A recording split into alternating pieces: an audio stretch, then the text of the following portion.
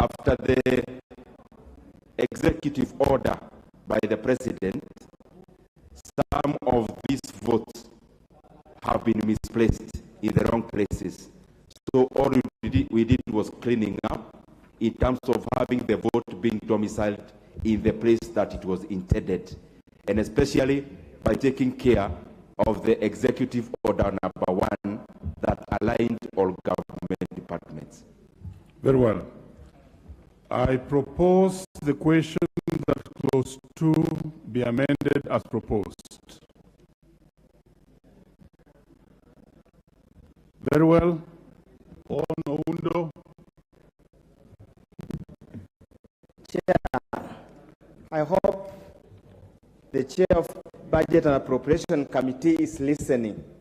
Chair, can you proceed? Oundo is listening. Chair, and is a very keen person. The Chair is not being very clear. The original published bill, Honorable Speaker, talks of a figure of 200 billion, 529 million, 733, 488, and I would imagine for the benefit of new members, the amendment that's being done in clause 2 is to change the figures published in the bill to a new figure of 200 billion, 729, 723, 488.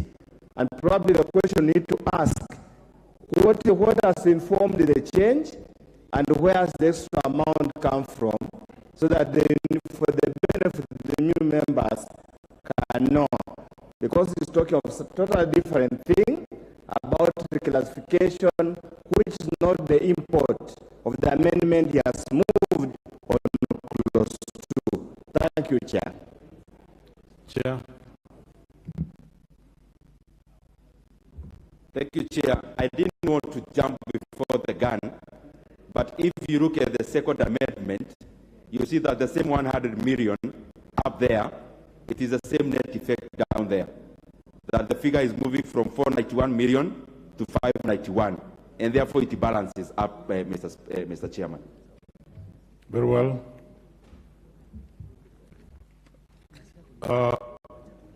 Members, I put the question that clause 2, you need to catch the eye of the chair on time, but I will allow you to proceed. Now let me hear. Debate doesn't kill anyone. Proceed.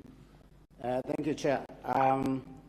Chair, I refer to the proposed amendment by the Chairman Budget and Appropriation Committee, and I'm just wondering, when we were handling the matter at the committee level, I belong to the Committee on Blue Economy and Irrigation. Already, the said presidential decree or executive order had already been communicated. And we interrogated the Ministry of Water, we interrogated the Ministry of Irrigation. Now, I do not understand how then it comes that at the budget level, at the Budget and Appropriation Committee level, is when they are realizing that the executive order was not properly followed. Chair, I also want to just bring to the attention of the House that a number of changes have been introduced in what we had reported as a committee of Blue Economy and Irrigation, and the additional, so much money has been brought in without the consultation of the committee, of the departmental committee. And we are really wondering, as members of the Blue Economy and Irrigation Committee, whether actually we are there to rubber stamp things that are being done without our knowledge, or what is our real role. Thank you, Chair. Thank you. We've heard you, but the matter is now on the plenary of the House. And I put the question that clause 2 be amended as proposed. Will as many as are of that opinion say aye? Will as many as are of a contrary opinion say nay? The ayes have it. I now put the question that clause 2 be amended as amended be part of the bill. Will as many as are of that opinion say aye. Will as many as are of the contrary opinion say nay? The ayes have it. Clause 3. Does it have an amendment?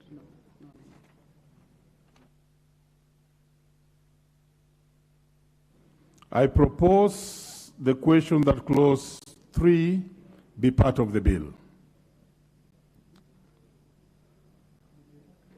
There's no amendment to it, so therefore I proceed.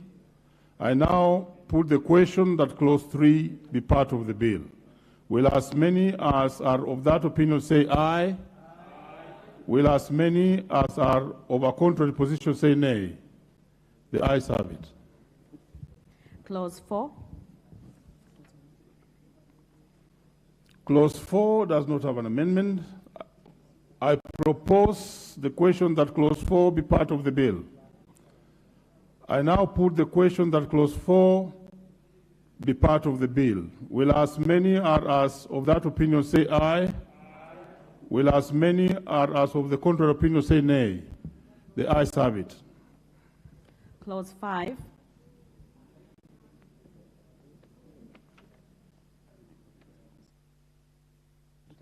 Okay. I propose the question that clause 5 be part of the bill. There's an amendment, Chair Budget. We are on clause 5. And give the Chair appropriate time. He has some business. Thank you. Thank you very much, Chair. And I wish to move the amendment as it appears on the order paper. And Mr. Speaker, it is the explanation that I gave earlier. And just because I have the mic, it's good that I answer honorable members the other queries they asked in regards to the executive order and alignment. You know, man is to error, and error is to man. Actually, it had also escaped majority of us, and some of these things are checked by our own physical analyst here, and therefore there is no actually other reason other than aligning the vote to the respective agency and the respective vote that should actually be carried in this regard. And therefore there is no other reason.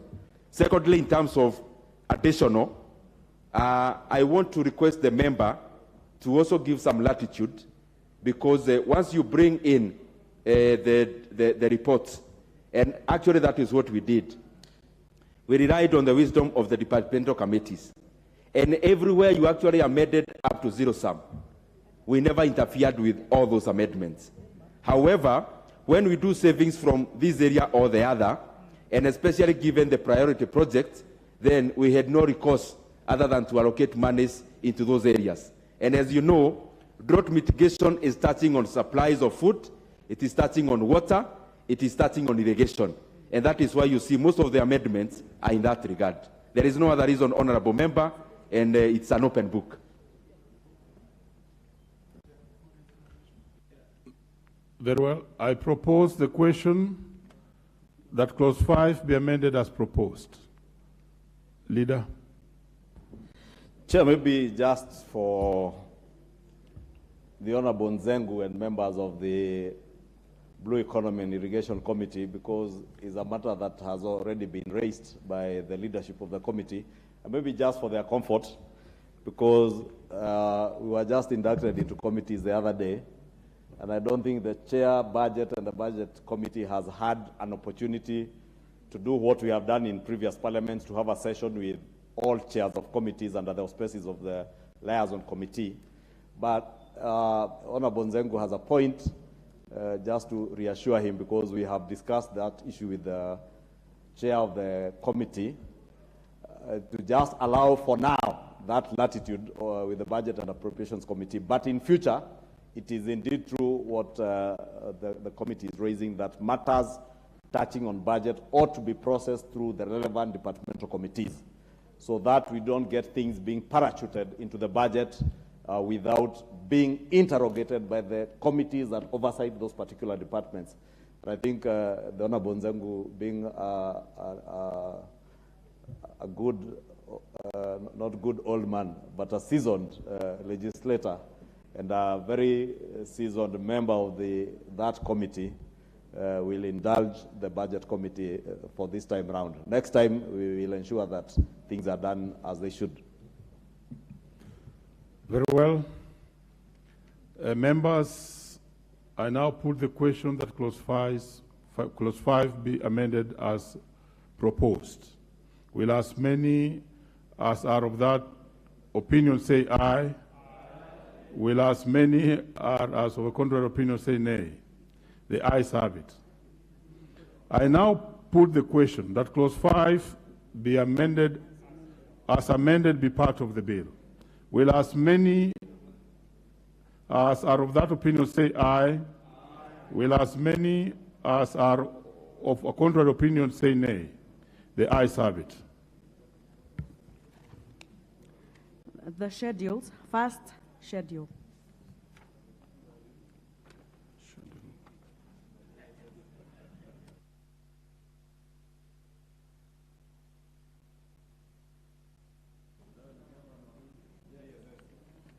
Very well, honorable members. I propose the question that the first schedule be the schedule of the bill. Chair, you have got an amendment on this. The first schedule. Thank you very much, Chair. And it appears on the order paper, I'm sure members can peruse, and I wish to make that amendment, to table that amendment as proposed in the order paper. Very well. I propose the question that Schedule 1 be amended as proposed. Very well. I now put the question that Schedule 1 be amended as proposed. Will as many as are of that opinion say aye? Will as many as of a contrary opinion say nay? The ayes have it.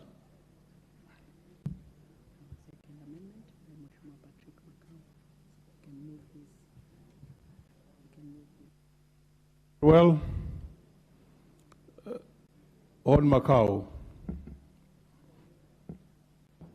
Thank you, Chair. Chair, allow me from the onset to thank the Committee on Budget and Appropriations for giving us ODS, and we are amending the first schedule 1 by deleting the expression Kenya shilling 300 million appearing at the program 07223000, that is General Administration, Planning and Support Services, in respect of development estimates, and substituting, therefore, with the expression Kenya shillings 400 million, and the 2, by effecting the consequential amendments in the bill thereof. Thank you, Chair. Very well. Attorney, let me propose the question first. I propose the question that Schedule 1 be amended as proposed by Hon Macau. Let me hear Hon Attorney. Chair, I just wanted Hon Macau to explain further what is the intention of increasing this development expenditure.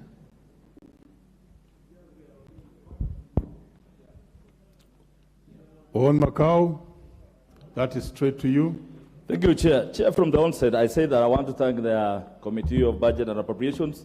Chairman, you are all aware that the Bunge Tower has been ongoing. And Mr. Chairman, I thank also the leadership of this House and the Chairman of the Budget and Appropriation Committee that visited the new building. Chairman, you are aware that this building has taken years and years.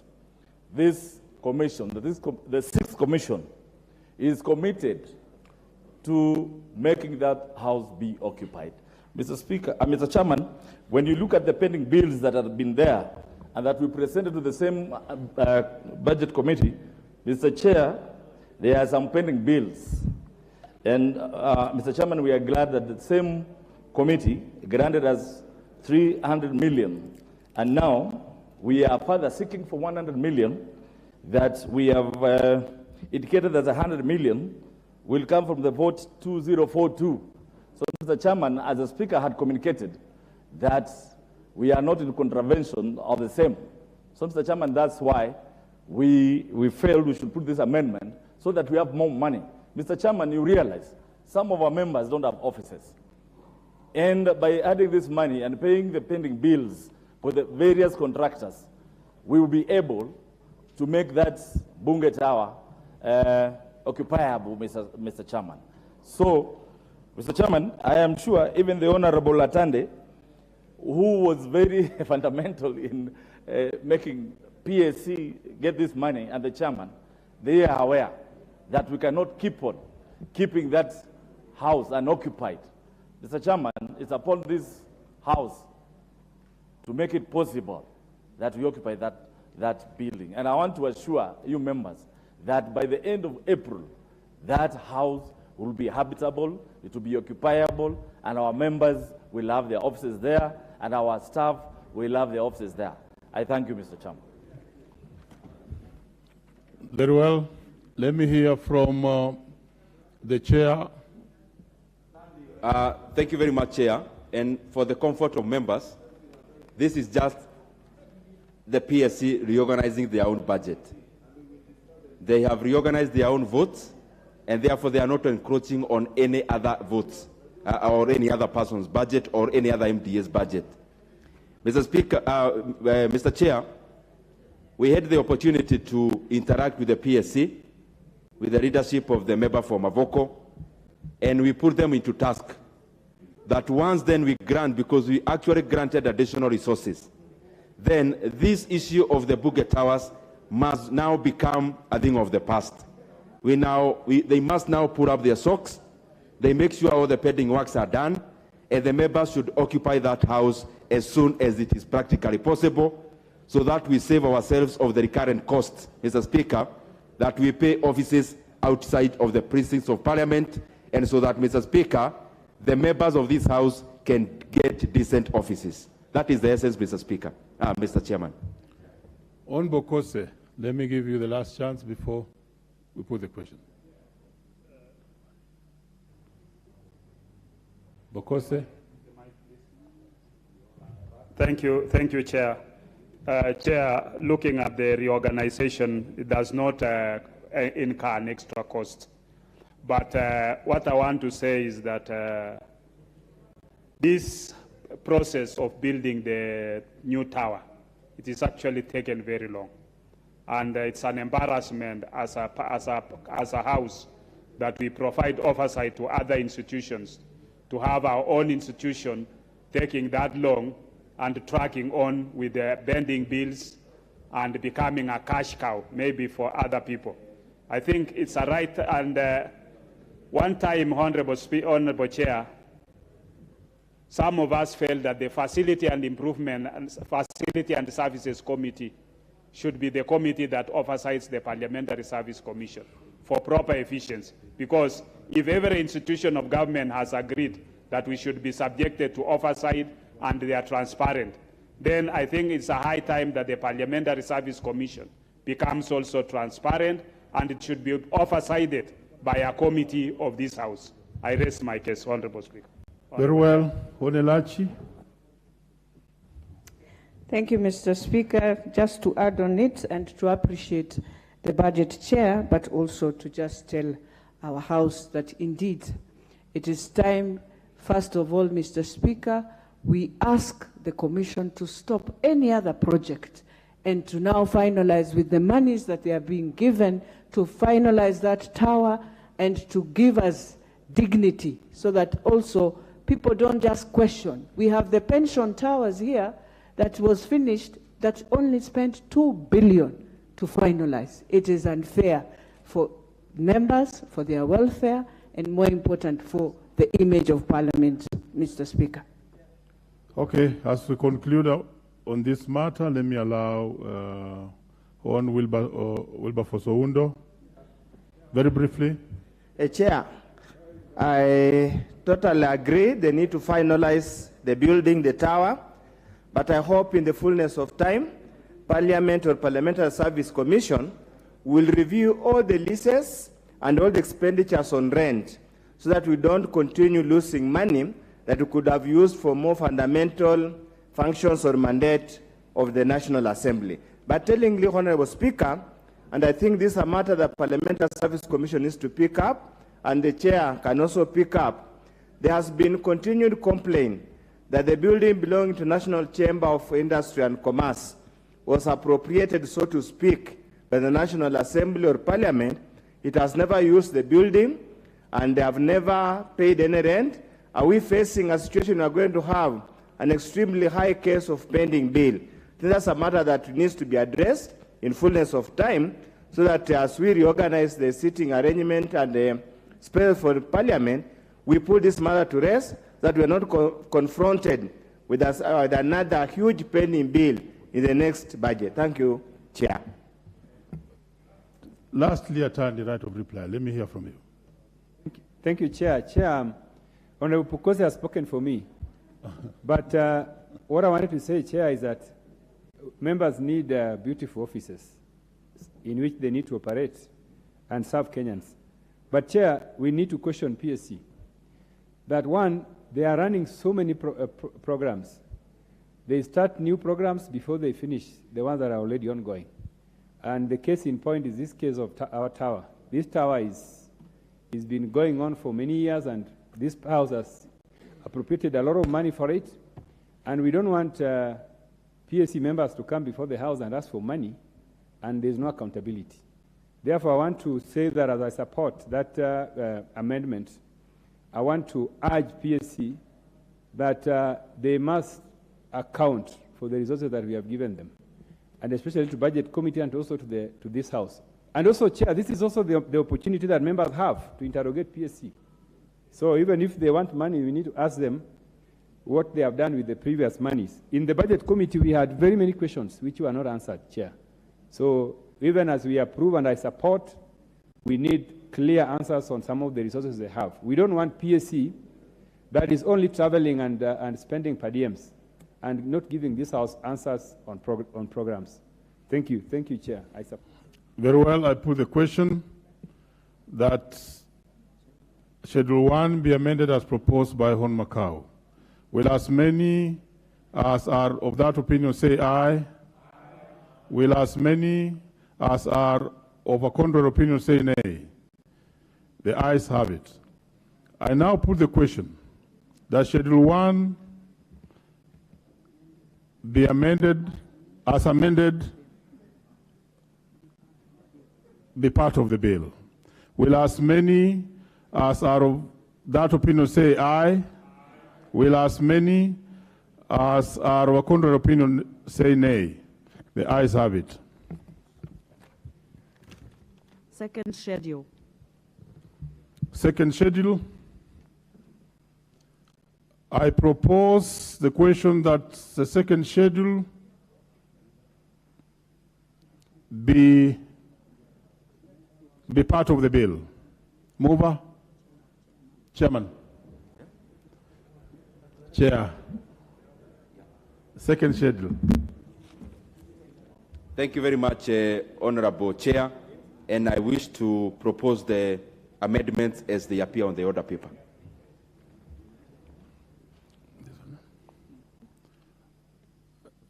I propose the question that the second schedule be amended as proposed by the Chair. I put the question that the second schedule be amended as proposed by the Chair. Will as many as are of that opinion say aye? Aye. Will as many as are of contrary opinion say nay? The ayes have it. I now, there's another amendment. Very well. Hon Macau. Thank you, Chair. Chair, I've listened to the concerns of members, but I urge these members, Mr. Chairman, to give us a benefit of doubt. This is a new commission.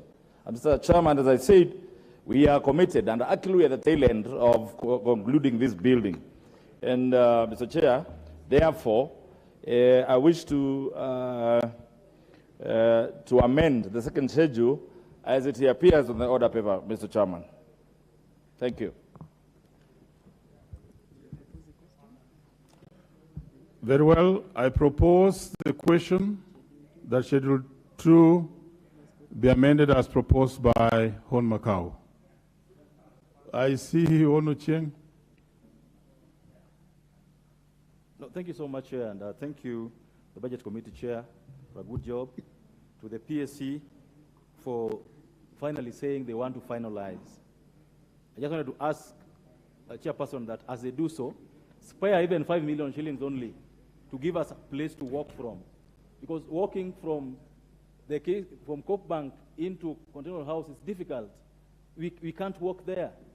I mean, as you do that, make the life of members of parliament a bit easier. You can't brush our shoes 7 times in a day, because if you go to your office in Continental House when you leave, or you go to the gym when you leave, by the time you get to parliament, you are so dusty and all that. So as you do the offices, make sure that even the walkways are done so that we're able to, some dignity for members. Thank you. The interventions here. Nikal. Or Nikal. Again, as I support this, and the chair of the Budget and Appropriation Committee and the other committees, they have done a good job, except now we are having a lot of generalities. You are actually increasing a budget by 100 million, and you say we are increasing because we want to get the work done. Surely, this is the time you say we are going to say buy furniture, and we are needed this money, and this is what we are going to do.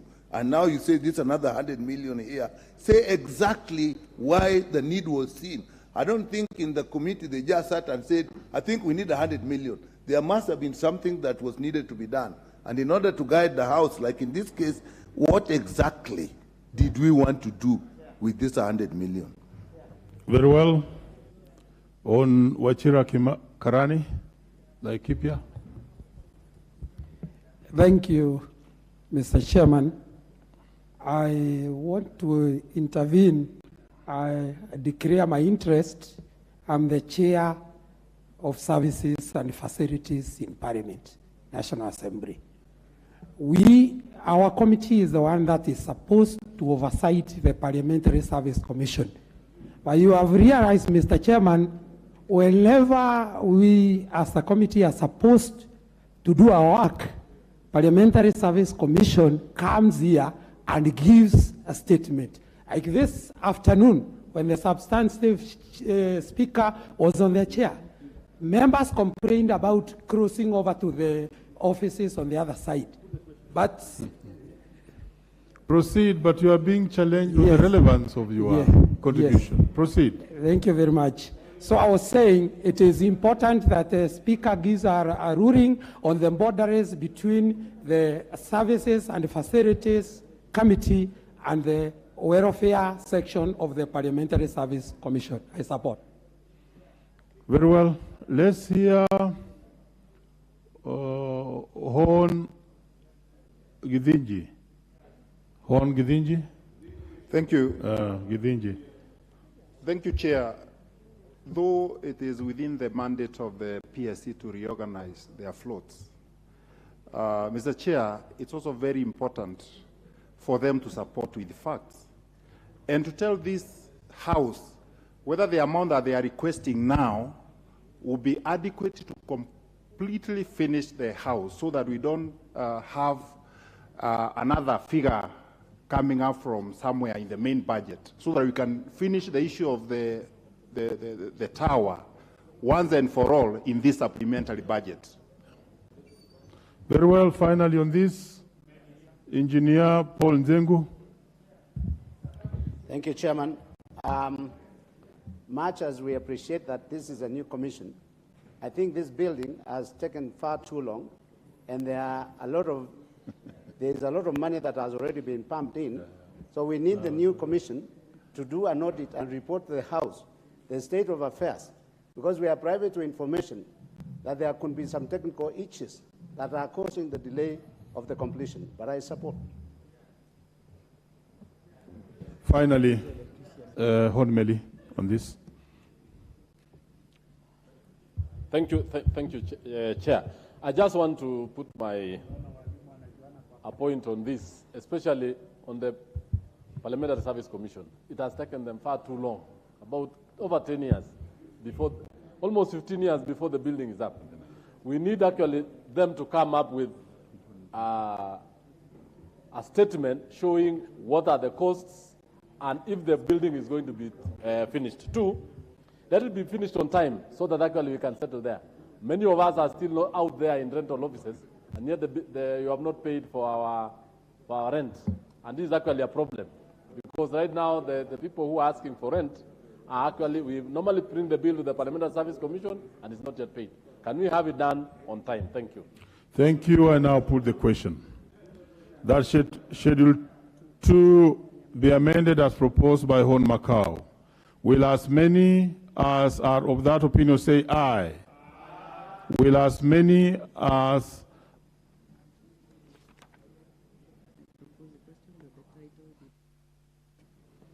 very well.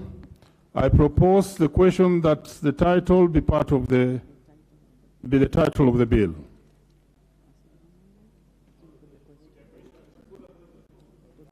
I put the question that the title be the title of the bill. Will as many as are of that opinion say aye? Will as many as are of a contrary opinion say nay? The ayes have it. Clause 1. I propose the question that clause 1 be part of the bill. I now put the question that clause 1 be part of the bill. Will as many as are of that opinion say aye? Will as many as are of a contrary opinion say nay? The ayes have it. Very well, members, and thank you very much. We are through. I now call the mover to report. Thank you very much, Honorable Chair. Honorable Chairperson, I beg to move that the committee do report to the House its reconsideration of the Supplementary Appropriations Bill, National Assembly Bill number 4 of 2023, and its approval thereof with amendments.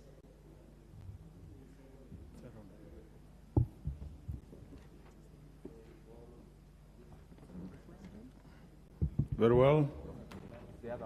I put the question, which is that the committee do report to the House its consideration of the Supplementary Appropriation Bill, National Assembly Bill number 4 of 2023, and its approval thereof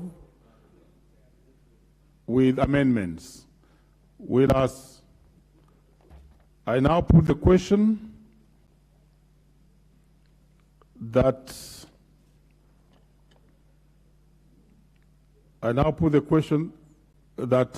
as many as of that opinion say aye, will as many are as of the contrary opinion say nay? The ayes have it. Thank you.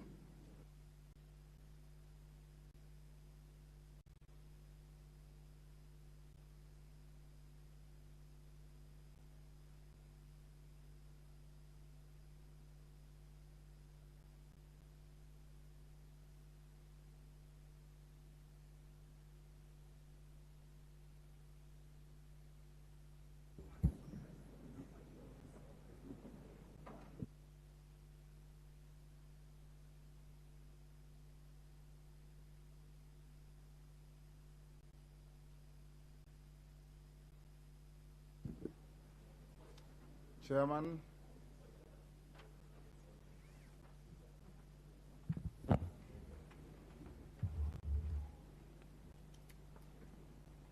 Honourable Speaker, I beg to report that the Committee of the whole House has considered the Supplementary Appropriation Bill, National Assembly Bill number 4 of 2023, and approved the same with amendments.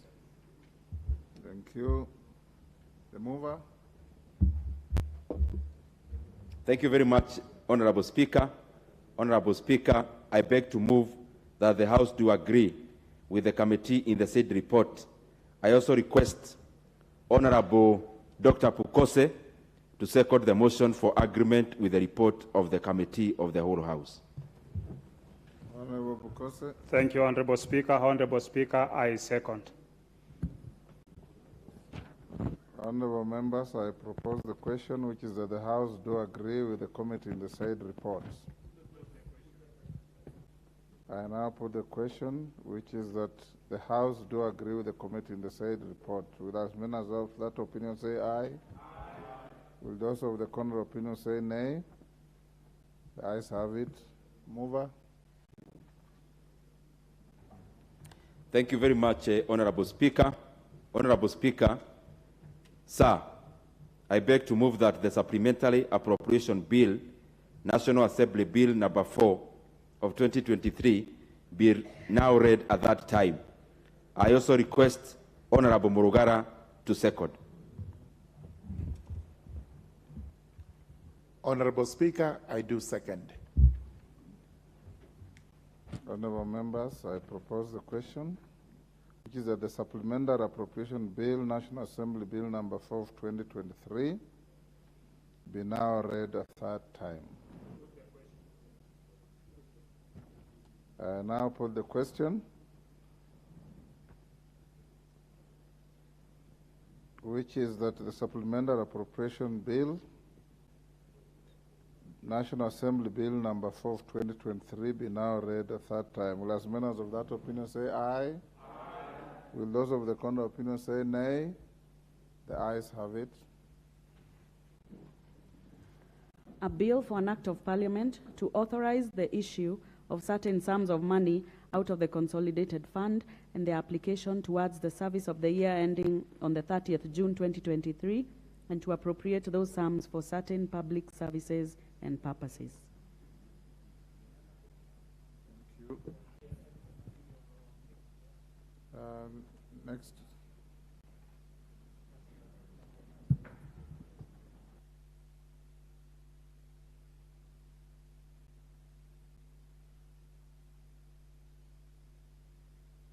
Honorable members, we have now finished the appropriations bill. Now I will, given the number of members who showed support for Honorable Mwalio's motion of adjournment, I will stay the next order, which is a continuing debate on the proposal to amend the Constitution, and move the House to start the debate on the motion of adjournment. I also want to encourage members that the subject matter that the Honorable Mwalio is bringing to the floor is highly emotive, definitely divisive, and I want to encourage all of you who want to contribute and who will contribute to moderate your language and speak on the matter with sobriety, maintaining the dignity of this House. And that being the case, then we will be guiding the country accordingly. No unnecessary passions, no unnecessary emotions, and let's avoid any unnecessary altercations between members. Honorable Mwalio.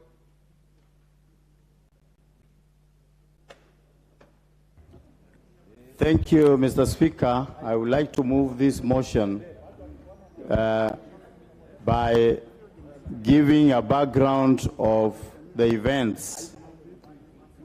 The Supreme Court, having okayed a plea as requested by the National Gay and Lesbian Human Rights Commission, NGIHRC, that the latter be registered as NGO by the NGO Coordination Board, whom and contested the request for registration due to some obvious violation of reflected in the Penal Code and such other acts, including but not limited to the NGO Coordination Act and the Sexual Offences Act 3 of 2006. Since the decision was pronounced, there has been a public outcry regarding the moral course we are taking as a country. Our principles, norms, values, and the practices have never been anchored on undefined and uncharacterized sexual orientation for as long as our existence can be traced and documented. It is prudent to note and appreciate that all acts of unnatural sex acts and associations have been criminalized in the Penal Code Chapter 63 Laws of Kenya, as further read with the Sexual Offences Act number 3 of 426. The ruling by the Apex Court presents an unforeseen avenue to open a floodgate of unprecedented acts and activities where groups and associations are likely to register their associations, citing existence of the very right existence exercised by the National Gay and the Lesbian Human Rights Commission. The same shall be cited as a legal procedure to argue reasonable grounds for such a registration.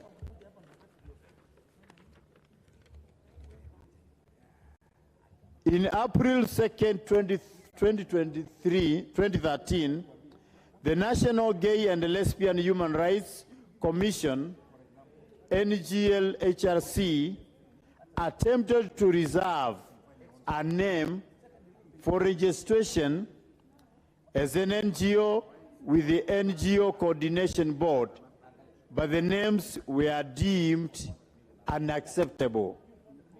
In April 2013, after 3 attempts to change the name, National Gay and Lesbian Human Rights Commission sought services of an advocate and filed a petition at the High Court of Kenya, petition number 44 of 2013. In April 24, 2015, the High Court of Kenya delivered the first judgment from a 3-judge bench confirming freedom of association for people of diverse identities and expanding Article 27 of the Constitution to include non-discrimination of people. In April 2015, the NGO Coordination Board appealed the court decision at the Court of Appeal after they felt dissatisfied by the High Court findings. In March 29, 2019, the Court of Appeal dismissed civil appeal number 145 of 2019 and thus confirmed the right of association for LGBTQ people. Therefore, thereafter, the NGO Coordinator Board appealed the Court of Appeal decision to the Apex Court, the Supreme Court. February 24, 2023, just the other day, the Supreme Court of Kenya affirmed the decision of the High Court and the Court of Appeal to allow the registration of National Gay and Lesbian Human Rights Commission as an NGO with the words gay and lesbian in its title. In conclusion, if this matter is unmitigated, we risk to inject bad morals in the society to the unfounded natural basis, this poses even greater danger to the schools-going children who are at high risk to adopt lifestyles which are erratic and contrary to their upbringing. In conclusion, the Bible says in the book of Genesis, chapter 1, verse 27 to 28, when God joined a man and a woman, he told them, multiply and fill the earth. Now, the question is, a man and a man, are they going to multiply and fill the earth? A woman and a woman, are they able to give birth and multiply as the Bible has said? Therefore, I want to move this so that we can be able to debate and advise this country and the people that elected us that we are not together with this judgment. Thank you, Mr. Speaker. Thank you, Honorable Mwalio. So that we can get the perspective of the other religion, may we have Honorable Mishi Mboko, the MP for Likoni and Commissioner. Asante sana, Mheshimiwa Chair wa Speakers Panel. Mimi nataka kuunga mkono Mheshimiwa kwa sababu ya kuleta hoja hii. Na hoja hii naona imezua tumbo joto sana katika nchi yetu kwa sababu imeweza kugusa mambo ya maadili yetu sisi kama Waafrika na sisi kama Wakenya, sisi kama Wakristo, sisi kama Waislamu na hata zile dini za kijamii. Kwa hakika sisi tunaheshimu mahakama. Lakini kwa sababu tunaheshimu mahakama, hatuwezi pia kukubali hukumu ambazo zimetolewa ambazo zitaathiri jamii zetu. Tunajua hivi sasa kabla ya LGBT ama hawa wanaojiita LGBT kuweza kupata vibali vya kuweza kutengeza makundi yao na kuweza kutambulika katika taifa letu, kumekuwa na tetesi na hatari nyingi sana za mambo haya ambayo yako kinyume na dini yetu na yako kinyume pia na tamaduni zetu. Kwa Wakristo najua katika Biblia tunajua habari za Sodomo na Gomora. Na katika Kiislamu pia katika Quran tumeona mambo ya Sodomo na Gomora. Sasa je, leo watu hawa tukiwapa kipao mbele cha kuwapatia nafasi ama kuwapatia jukwaa ambalo wanaweza kuendeleza mambo yao ambayo ni mambo maovu, mambo machafu, mambo ya dhambi. Je, taifa hili la Kenya tutakuwa tunasonga wapi? Taifa hili tumezungumzia ya kwamba lazima tuangalie takrimu za idadi ya Wakenya zinavyoendelea. Kwa sababu pia tumekumbwa na majanga mengi sana ya maradhi ya COVID, maradhi ya saratani na mambo mengi. Hivyo basi lazima tuangalie takrimu ya idadi yetu kupitia mazazi ama vile tunavyoweza kuongeza idadi ya Wakenya katika nchi yetu. Leo hii tunaambiwa ya kwamba watu hao watakuwa na uwezo wa kuwa na kundi lao, waweze kuendeleza hoja zao. Pengine swali tutauliza, wakiwa na makundi kama haya, hoja zao zitakuwa ni zipi? Swali litakuwa hoja zao ni kwamba sisi tumetengwa. Mumetengwa vipi? Wewe ukiwa Mkenya, ukiwa mke, ukiwa mume, haki zako zote za kimsingi ziko katika katiba na haki zako zimeangaliwa. Iwapo utasema ya kwamba tunataka makundi tutetee haki zetu, haki gani? Na kwangu mimi zitakuwa si haki bali ni upotevu na ni madhambi makubwa sana ambayo tunataka kuyaidhinisha katika nchi hii. Tunajua makundi haya yamekuwa yakifanya kazi kisiri, yakiweza kufanya ile tunasema Kiingereza awareness, na wakifanya recruitment ama ile kuandikisha watu katika makundi yao ili kuwaingiza katika tabia potofu kama hizi. Leo tukiwapatia ruhusa muafaka ya kisheria ya kwamba tumewapatia nafasi muwe na makundi haya ama majukwaa haya na muweze kuzungumza mambo yenu ambayo mnayahitaji. Je, taifa hili la Kenya tutaweza kuwa katika hali gani? Mimi nataka kumwona kiongozi wa taifa hili akiweza kuzungumzia swala hili na akiweza kulikemea swala hili, kama anavyosema yeye ni Mkristo ambaye ameshika dini sana, na iwapo ni Mkristo kweli ameshika dini sana, tunataka kusikia sauti yake na tunataka kusikia sauti ya taifa zima la Kenya likikemea jambo hili. Tunajua tunazungumzia ya kuwa ulimwengu umebadilika na kwamba kuna mambo mengi sana lazima yawe yanabadilika, lakini hatutakubali kubadilika kiwango cha kwamba tutakwenda kinyume na dini yetu na tutakwenda kinyume na maadili yetu sisi kama taifa. Ukiangalia katiba yetu kuna sura ambayo imezungumzia maadili ya kitaifa. Je, katika maadili ya kitaifa mumeweza kuona mambo ya wasagaji na mambo ya mashoga? Pole, kwa sababu lugha hino pengine itakuwa ni lugha potofu, lakini ndivyo inavyoitwa Kiswahili. Kwa mwanamume itakuwa ni mashoga, kwa mwanamke itakuwa ni masago. Na tunajua watu hawa, na katika haya mambo wanayoyafanya ni mambo mabaya ambayo pia yanatuletea maradhi. Sasa haswa kwa wasagaji, mambo wanayotumia na vifaa wanavyotumia ni kuleta saratani za kizazi katika kina mama, na jambo hili hatutaweza haswa kulikubali. Na haswa iwapo watu wetu wataiga tabia hizi na ziwaingie katika nafsi zao, basi itakuwa mtoto wa kike hatapata mume wa kumuoa na mtoto wa kiume pia hatapata mke wa kumuoa, kwa sababu athari huanza polepole. Unapoona moshi ujue moto uko njiani waja, na wakati umefika moto. Je, tutaweza kuzima madhambi hayo? Watoto wa kiume tunawaenzi, watoto wa kike tunawaenzi. Ndiposa Mwenyezi Mungu alipomuumba Adam na akamtoa Hawa kutokana kwa Adam, ili tuweze kuzaa na tuweze kuweka ulimwengu wetu katika hali ya usawa.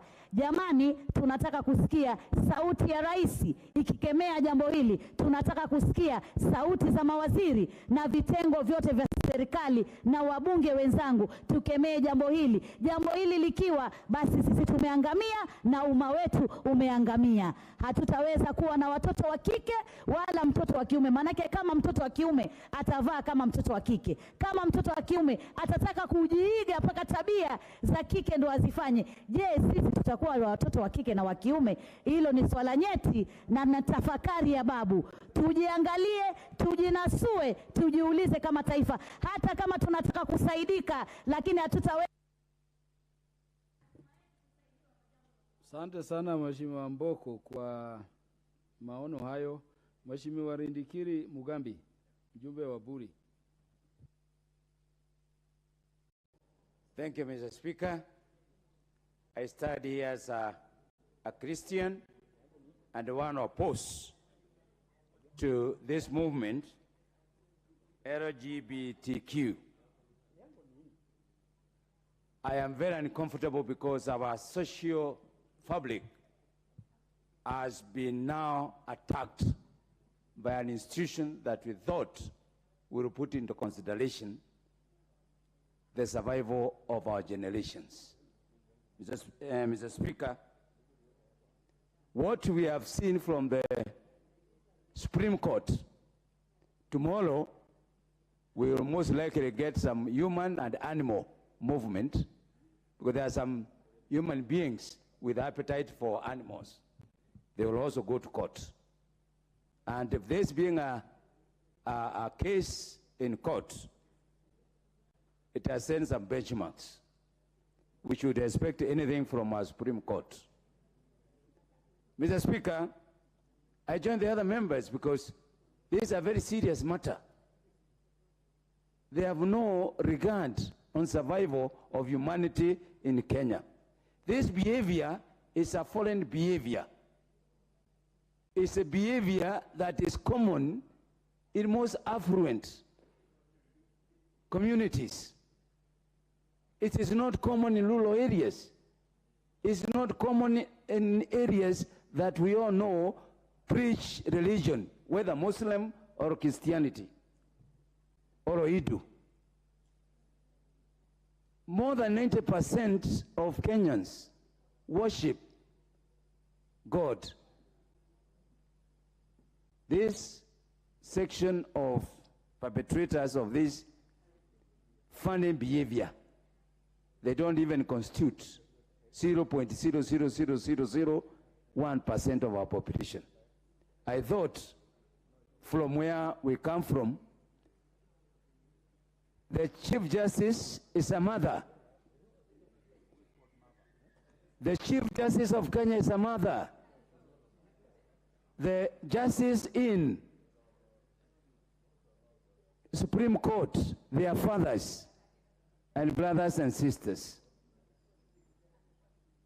We are asking, did they really do that, knowing for sure that this matter is going to generate a lot of it in our circles?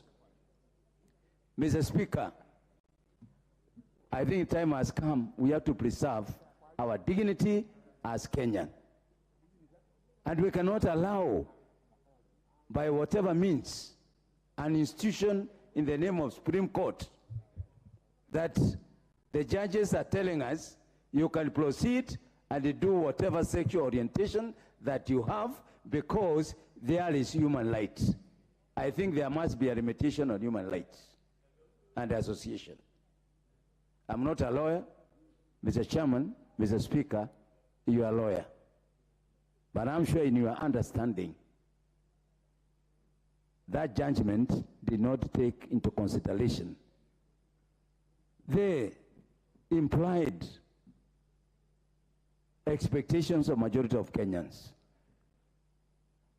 We ask that the Supreme Court reviews its judgment. We ask the Supreme Court to listen to the majority of Kenyans.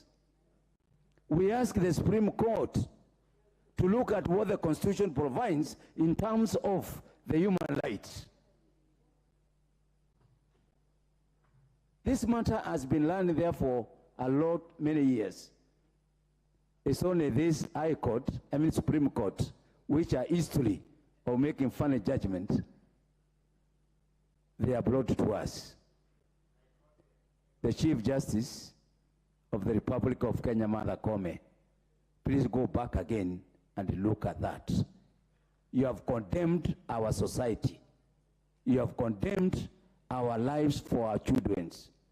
You are telling us any Kenyan can do anything. It's a shame. It's a shame. It's a shame. I am ashamed. I am ashamed by the decision of the Supreme Court. And we must condemn this. And we must, if there is anything that should bring us together, is this. I'm also waiting for Baba to make a comment on this. Thank you, Honorable Indikiri, for urging everybody to make a voice on this, even as you do so. Honorable Wilberforce Oundo, MP for Funyula. Honorable Speaker, thank you for this opportunity. Honorable Speaker, thank you for my colleague for bringing up this motion on the floor of the House. Honorable Speaker, I'm a Catholic, born Catholic, and that I must declare my interest from the word go. And as Catholics, our dogma and the teaching is expressly clear on sexual orientation. There could be other Christian sects that have got a different view about this matter, but as our Catholic, that's my foundation. Starts from there. Honorable Speaker, in the book of Leviticus, it is written this way: if a man has sexual relationship with another man, they have done a disgusting thing, and both shall be put to death. They are responsible for their own death. There's no other way, Honorable Speaker. Honorable Speaker, when you look at the Constitution of Kenya on the national values, it's expressly clear.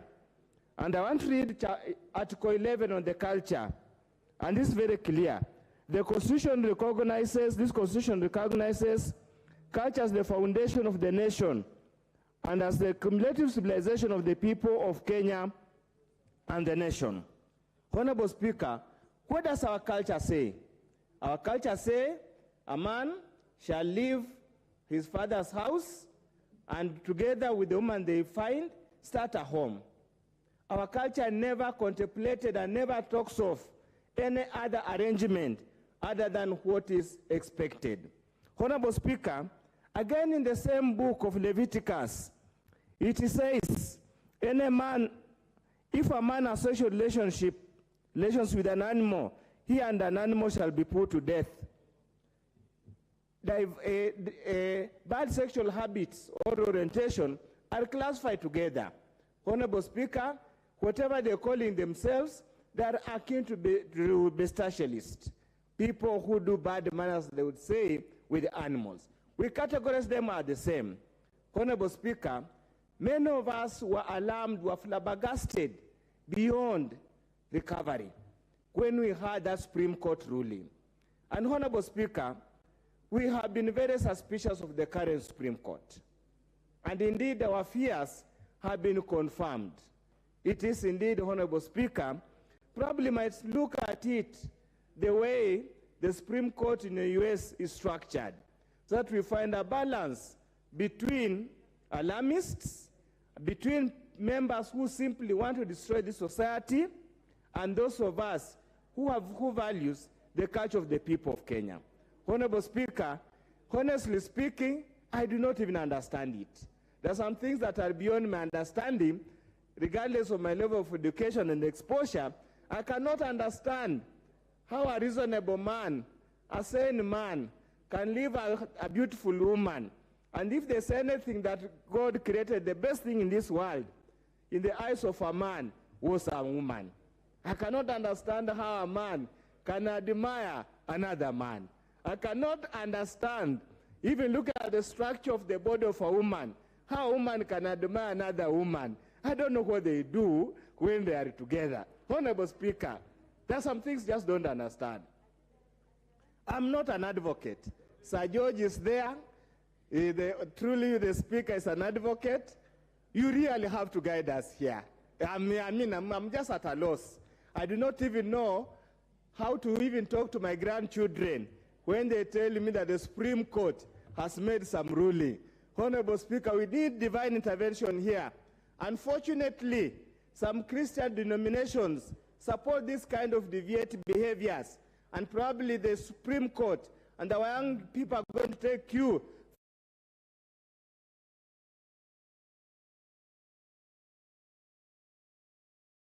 Allow man and a man to attend a wedding. May the Almighty God strike them dead before sunrise. Thank you, Honorable Speaker. Does the Leader of Majority want to contribute? Proceed, sir. Thank you, Honorable Speaker.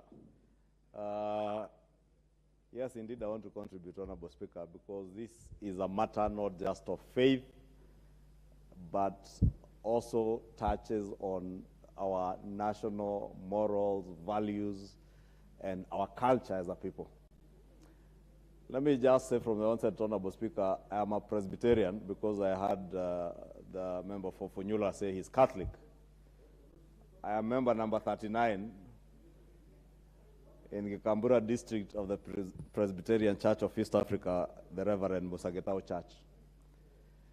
And Honorable Speaker, those who advance those things, I don't even want to mention them, Honorable Speaker, have their own countries and they have their own cultures.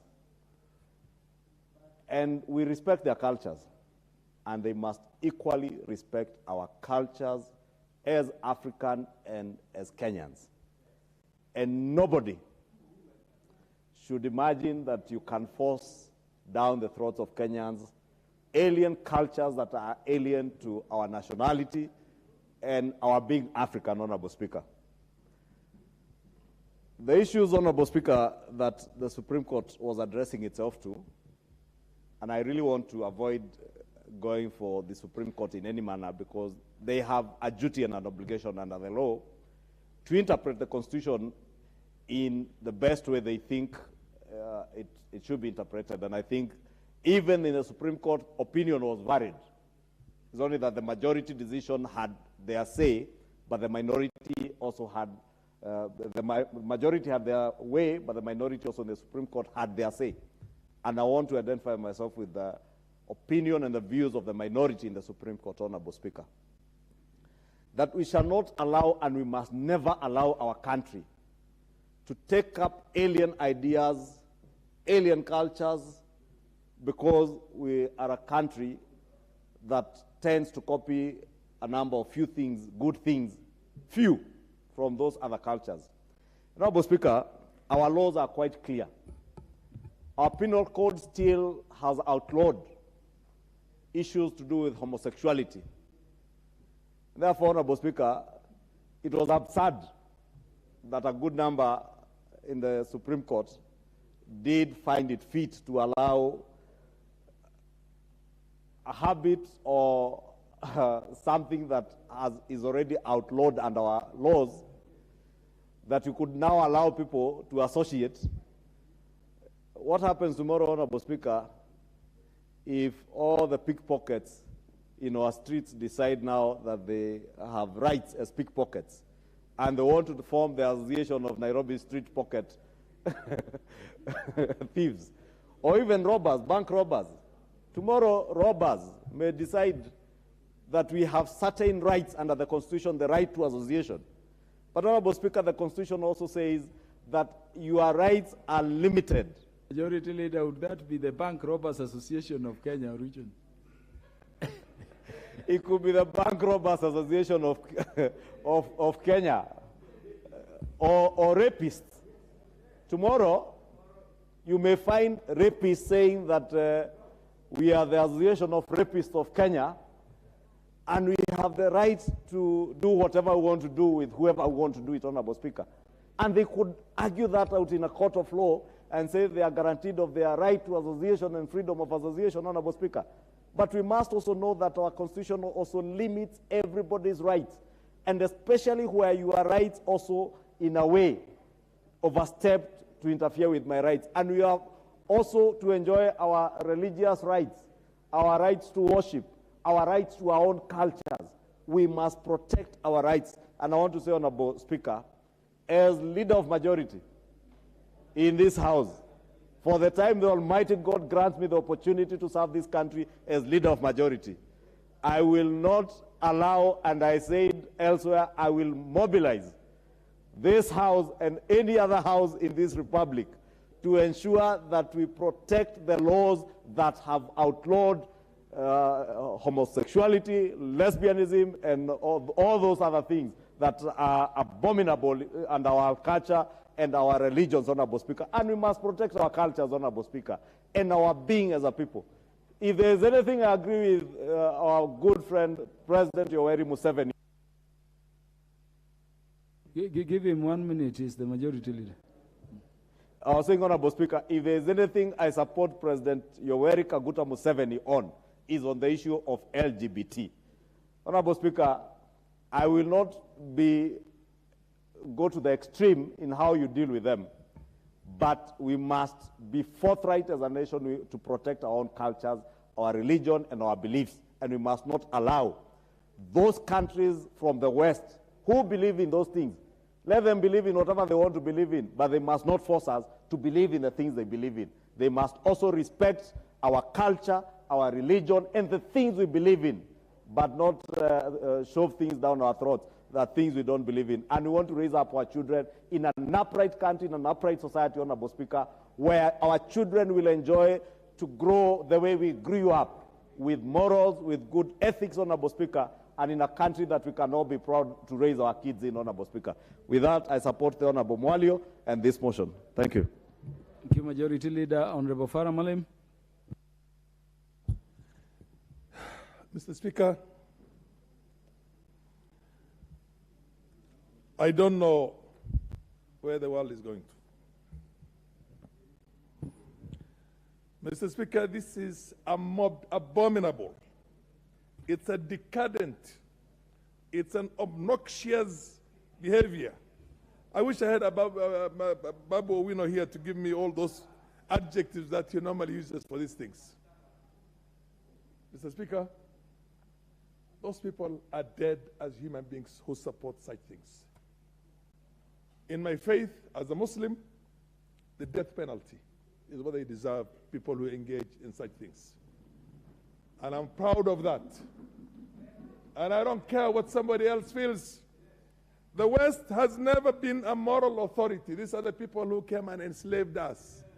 And they came and colonized us. And they came and treated us like animals.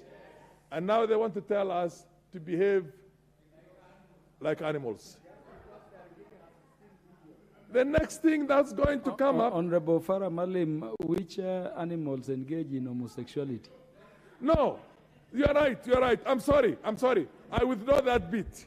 I withdraw that bit in the interest and the respect for the animal kingdom. The animal kingdom never engages in that. But the next thing they're going to tell us is that somebody has a right, a man has a right to marry a woman. They want to tell us that a woman has a right, to marry another man, or a woman has a right to marry a woman. What do two women who are married do? What is there?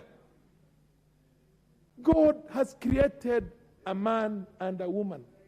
It's there in all the Abrahamic scriptures. It's in Islam. It's in Christianity. It's in Judaism. If we allow them to take over our lives, we have allowed them for far too long for them to exploit us and to dehumanize us as human beings. On this, we will say no.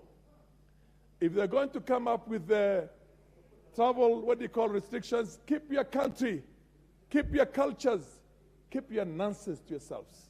And I'm talking to the West in this case here. Mr. Speaker, the Supreme Court itself does not make laws, it interprets the laws. You're a legal mind, I'm a legal mind. Sodomy is a crime in our books. So how should they come about now and tell us that they should be allowed to associate? The right to association. As you had said, the majority leader has said, this is like saying the right of association of the bank robbers, of the murderers, of the killers. In the US, there are a number of states that have got the death penalty. And the death penalty is for crimes like murder. And the biggest number of people who are on the death rows are fellow blacks. In the US. And in Texas and a number of other states where they have Republican governors, they execute them. We cannot go there and tell them, don't take away life. They'll tell you, these are our laws. Mr. Speaker, not only shall we come with a motion of censure on the Supreme Court itself for trying to legislate from the bench, instead of interpreting the laws of the country, they want to legislate from the bench by trying to look politically correct with the Western world. They do not deserve to sit as a bench. There is need for us to bring a motion on here to ask them, where did you get this piece of legislation? Here is the act that criminalizes homosexuality. We must take them to task on that. As for us, I am of the opinion that we should pass a capital punishment on such offenses. Capital punishment, Mr. Speaker. They have their own capital punishment on murderers, on other people. Most of them are blacks who have been framed in the US, and we cannot interfere in their laws. They go on killing those people there because they say they committed murders. Here we are telling them this thing is worse than murder for us in our cultures as Africans, as black people, as a... Mr. Speaker, can you give me 1 more minute as a ranking member and a former deputy speaker? Or 2 minutes for me, actually. And we have a right. Honorable Farah Malim, the speaker has not spoken. Oh, okay. You have 2 minutes. Thank you, Mr. Speaker. Mr. Speaker, we take charge of our own destiny. We take charge of our own. They are going to legalize marijuana. They have legalized, what do you call anything? Very soon they're going to legalize the drugs that are going to destroy our generations and children in here. It is, in my very humble opinion, that we take charge of our countries. We are independent. We are a sovereign state. We have our cultures. Our cultures do not conflict. African cultures on some of these fundamental issues are the same. It doesn't matter whether you're a Christian or a Muslim or you're a traditionalist. We all have a common culture on such things. It's my opinion, my humble opinion, that we should change that piece of act itself and prescribe capital punishment for people who can be proven to have engaged in this kind of things. When I say capital punishment, Muslims, where there's a serious Islamic states who follow their own scriptures, they carry out capital punishment on them. They do not deserve to live. In my opinion, humble opinion. They should be, yes, indeed. The next thing they're going to come to us is say that one has to be has the right to marry a dog, or one has the right to marry an ape, or anything. Just imagine a day in which somebody will come and say that this goat is my wife, or this what you call ram is my husband,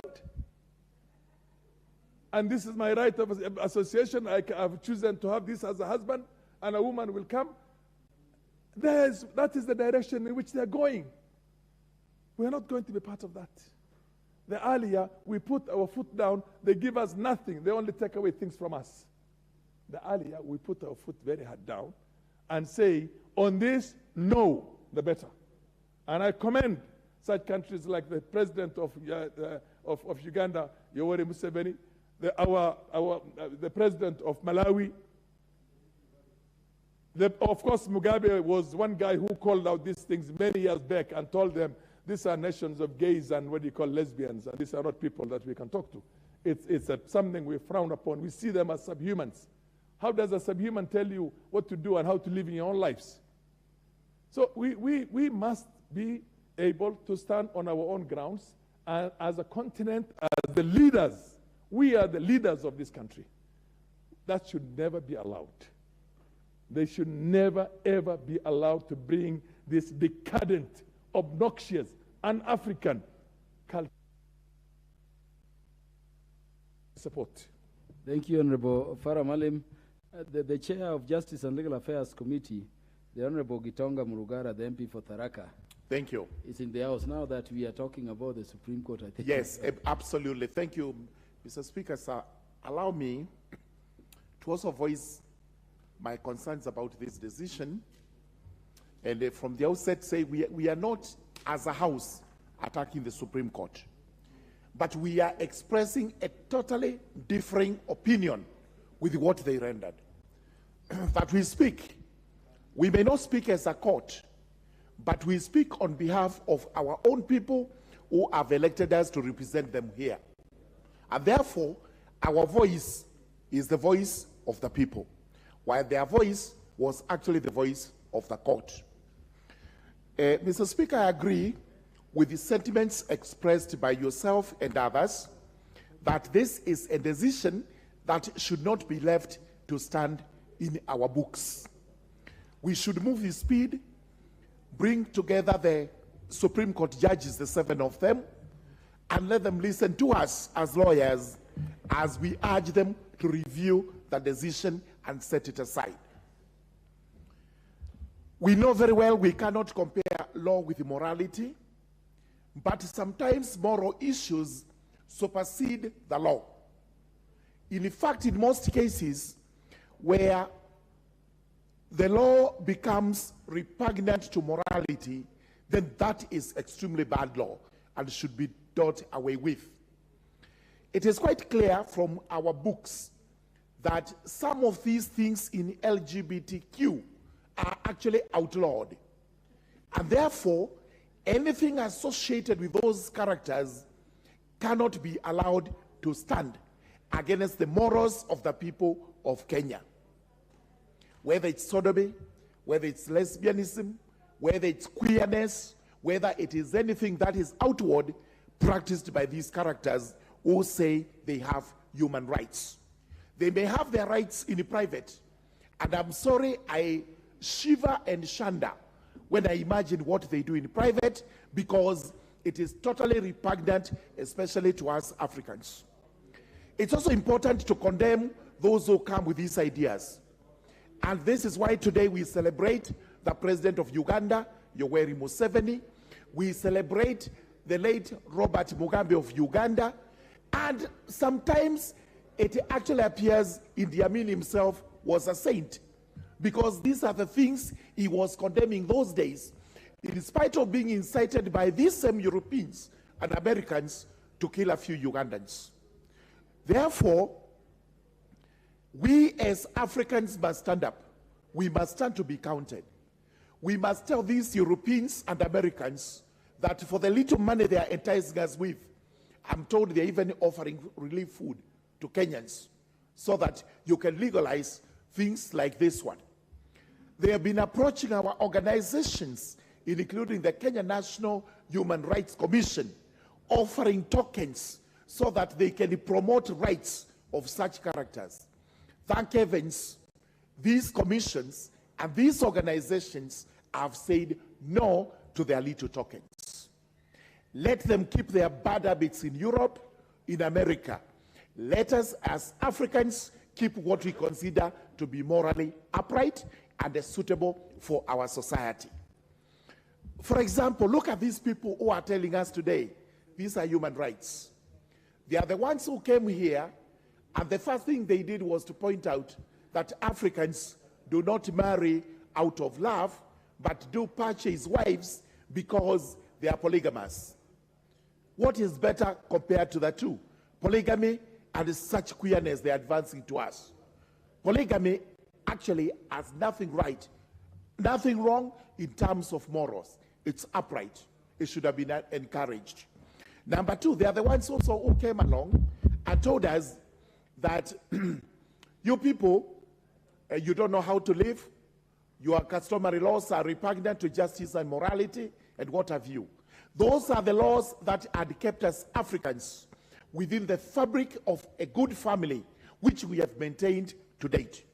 Therefore, this judgment, this ruling, should actually be re-examined through a review.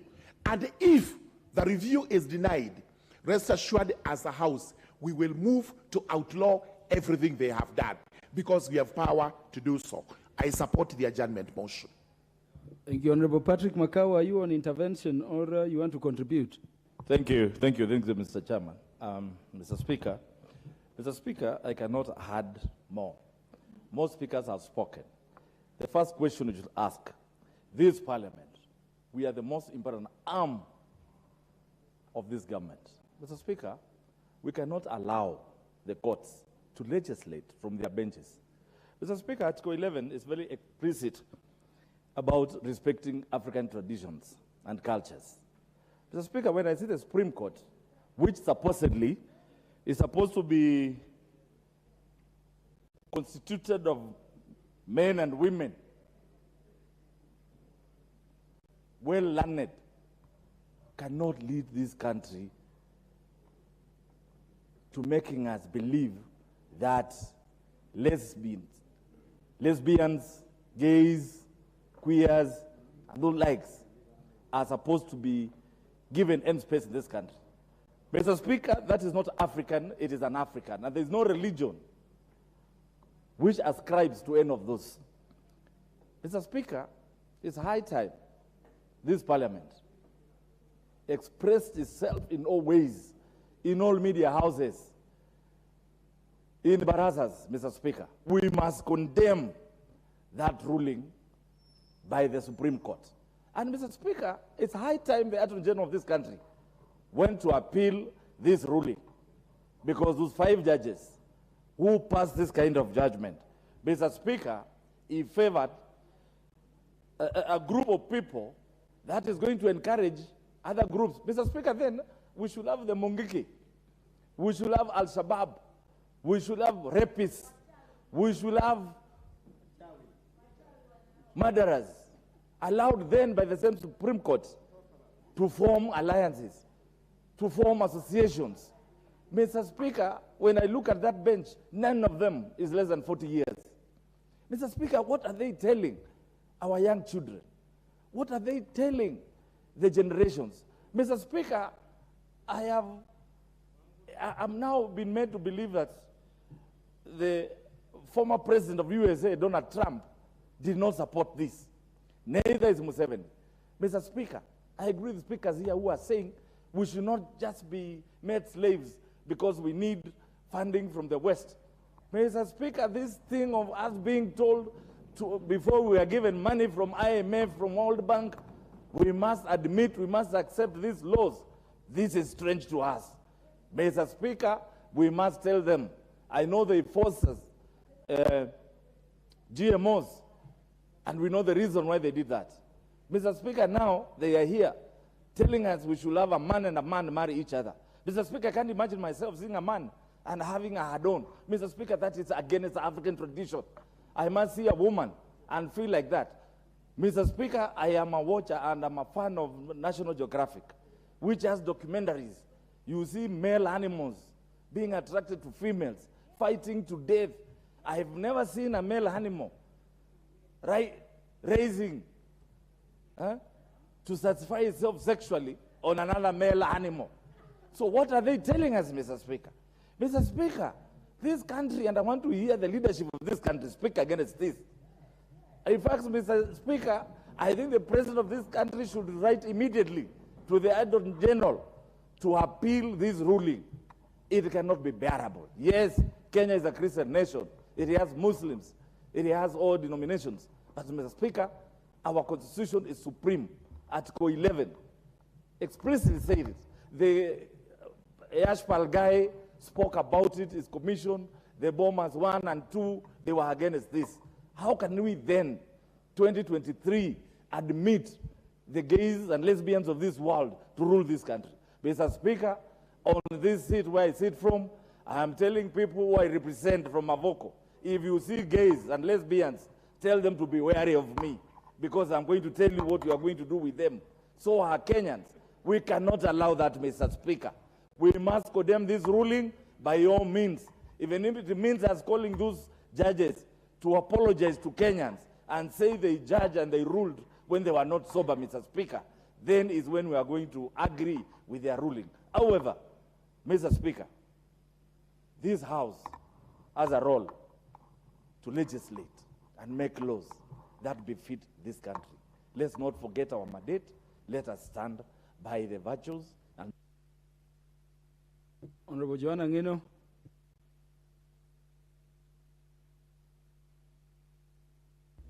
Speaker, thank you also for allowing me to ventilate on this.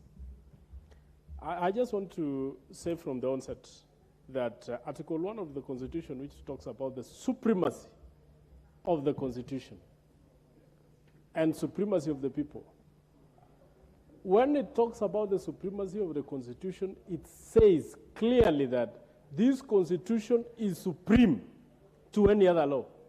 And no law, including customary law, is superior to the Constitution. And any other law that is actually trying to supersede the Constitution is null and void. Mr. Speaker, when you talk about the customary law, it is the same as talking about any other law that is created in this House. We are the people who do the laws of this land. We amend the laws, we create the laws, but if that law goes against the Constitution of this country, Mr. Speaker, it is declared null and void. Same case with the laws which are made by the courts, whether it is a magistrate's court, whether it is a high court, whether it is the Supreme Court, whether it is a court of appeal.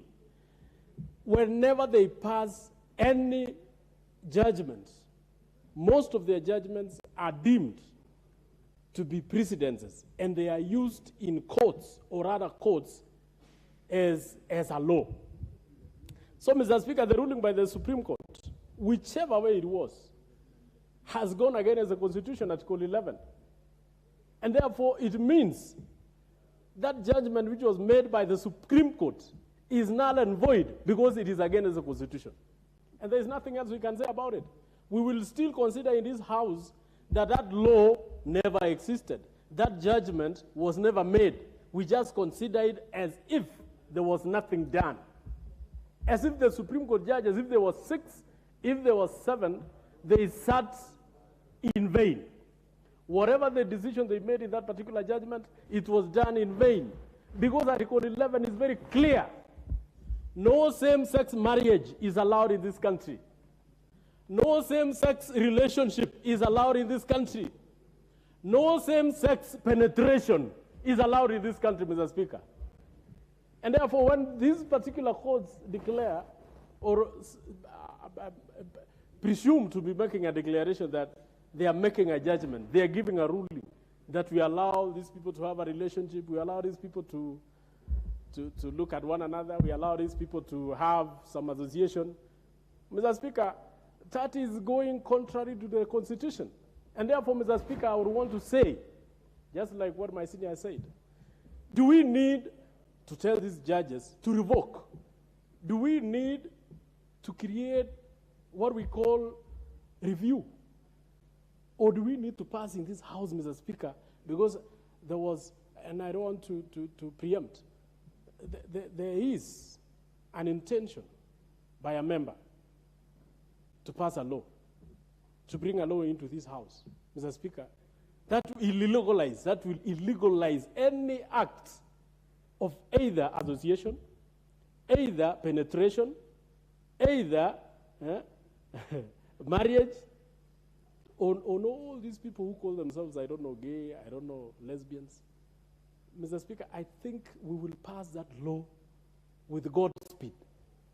And it will be now upon the courts to make a decision whether that passage of that law or whether that law is against the Constitution. We are waiting for that time.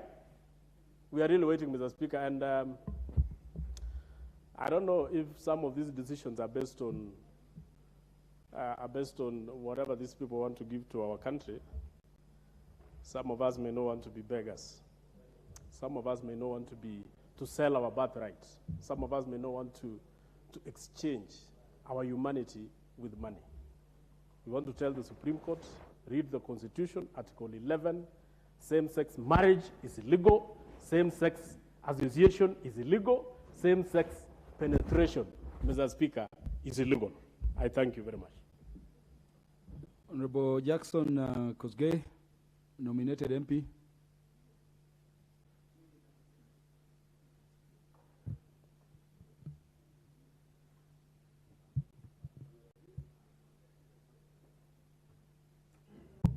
Thank you. Mr. Speaker, thank you so much for giving me this opportunity. And I want to begin from the onset by saying the purpose of government is to protect the freedom of its people, the dignity of its people, and also the natural right to self-preservation. In that particular third one, we talked about family. Anytime we begin to redefine and weaken the position of family, we are endangering the very right and natural right to self-preservation as a community.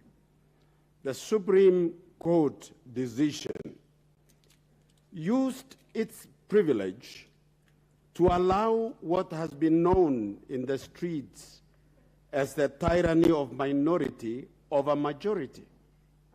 The whole world and the population of the world, Mr. Speaker, is about 7.9 billion people, out of which 2.4 are Christian, 1.8 are Muslims.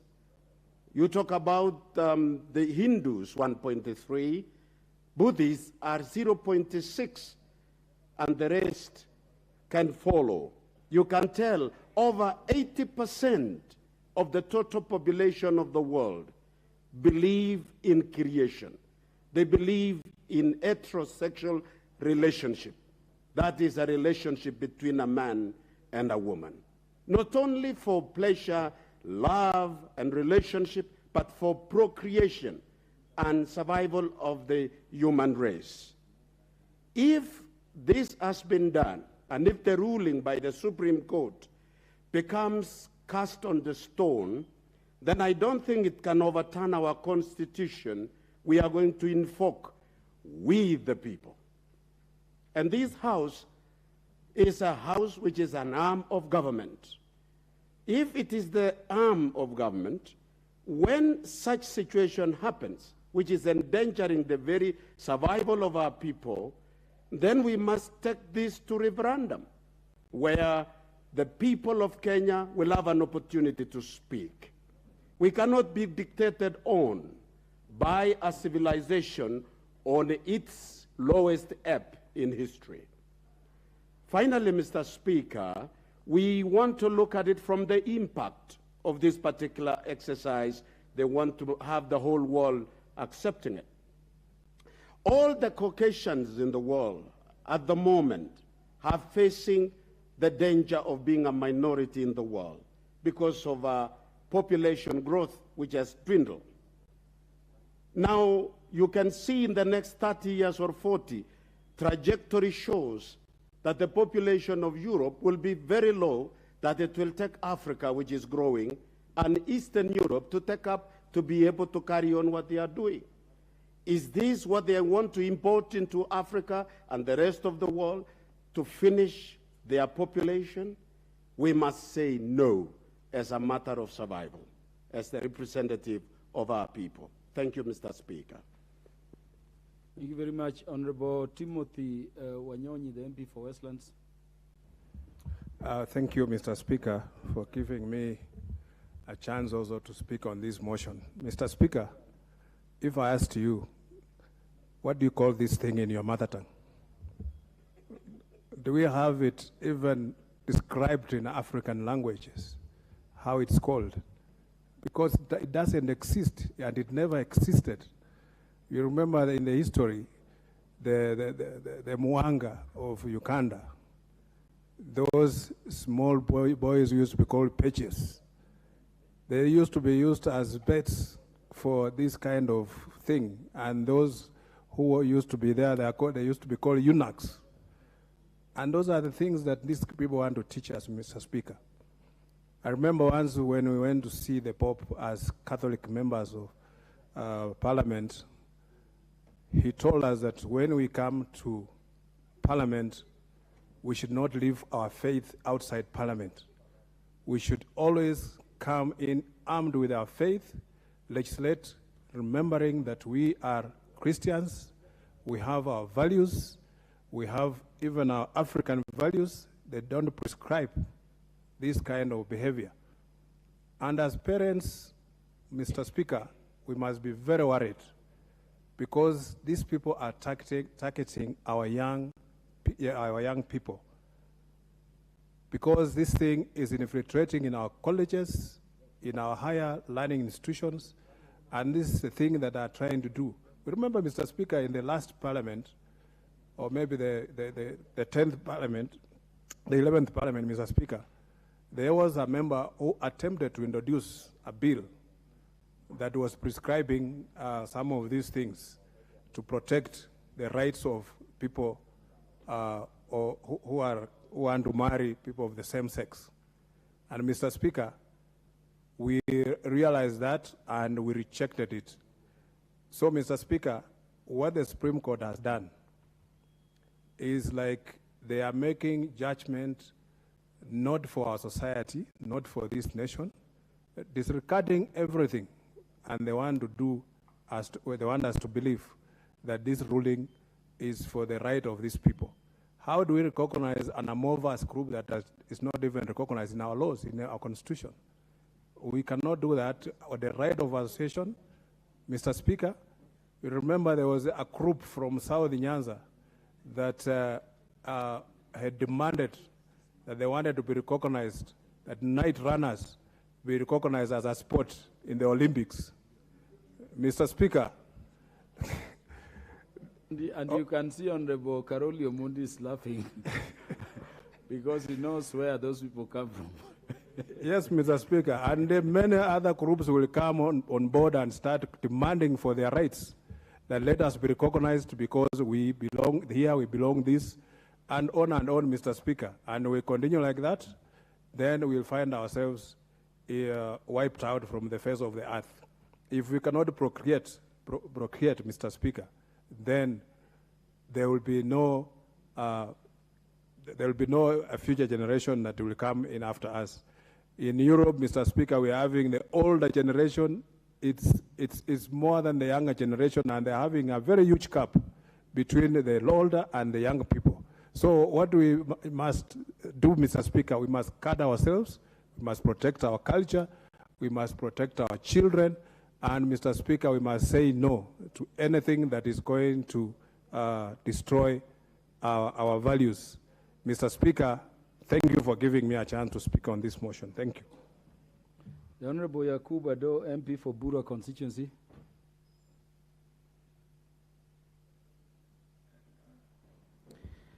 Thank you, Mr. Speaker, for giving me this opportunity to add my voice on this very important motion.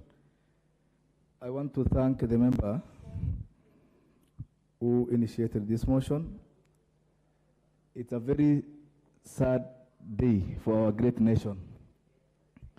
Even for the essence of just talking about this topic is bad. I have seen Mheshimiwa Ngeno finding it difficult even to pronounce these bad names. So for me, even talking about it is bad. I'm a Muslim by faith, and in the Quranic version, chapter 16, verse 72 says, "And Allah has made for you of yourself spouses, and made for you from your spouses sons and daughters and grandchildren." I want to challenge anybody who is pursuing this dream to show us any offspring raised from this association. We can go further and further in terms of provision of chapters in every faith, be it Islamic, be it Christianity, that condemns and illegalizes that kind of association. I don't want even to mention the name. I want to condemn that decision by the Supreme Court on this issue, and want to associate myself with the opinion of the minority of those judges. I want to loud on the same voice again His Excellency Yoweri Kaguta Museveni, the President of Uganda, for having taken that bold step. And I have heard that even Uganda, after he has just assented to that law, they got a very heavy downpour, a very heavy rainfall.